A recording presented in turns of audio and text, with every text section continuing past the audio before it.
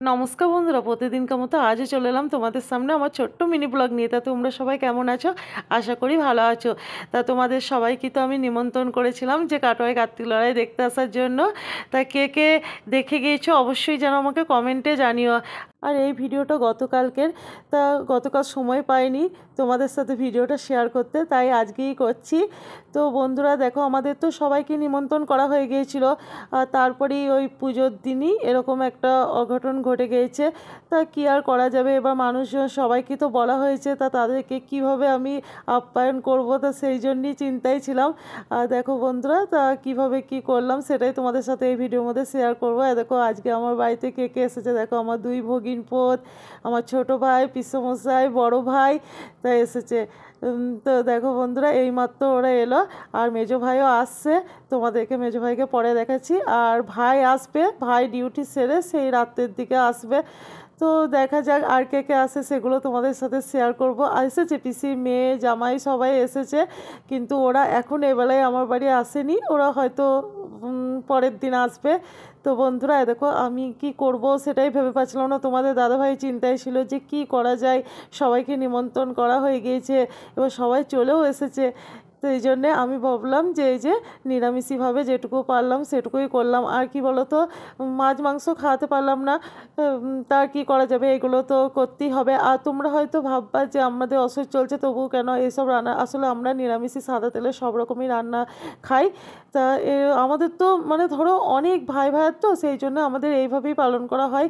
অত নিয়মকানুন এখনকার দিনে আর কেউ করেও না, আর যেটুকু পারা যায় ততটুকুই করি। তা দেখো বন্ধুরা, দেখো তেল হলুদটা না খেলেই হচ্ছে, আর মাছ মাংস যেটুকু নিয়ম সেটুকু তো করতেই হবে। এই দেখো মেজো ভাইও চলে এসেছে।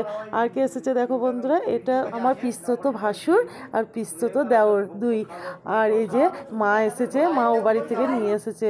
তা ওদেরকে নিয়ে দেখো ছাদে নিয়ে এলাম।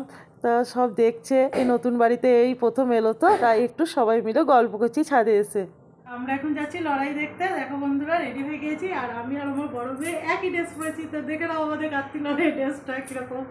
তো যাই হোক বন্ধুরা, দেখো কার্তিক লড়াই দেখতে যাচ্ছি। আর আমার ভাই আসছে বললো, তা ও ট্রেনে চেপেছে। তা করতে করতে দেখো আমার বোনরাও চলে এসেছে। তা ওরা আমার বাড়ি গিয়েছিলো, আর আমি চলে এসেছি ঠাকুর দেখতে। তো এই যাই হোক, প্যান্ডেলের মধ্যেই সবার সঙ্গে দেখা হয়ে গেল। এরপর আবার কোথায় যাচ্ছি তো সেটাই দেখো। দেখো বন্ধুরা, চলে এলাম দেখো বড় পিসির বাড়ি।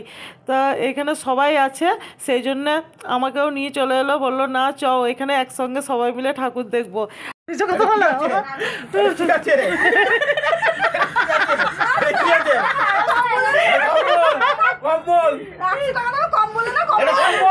কেন এত হাসাহাসি সেটা দাঁড়াও তোমাদেরকে খুলে বলছি।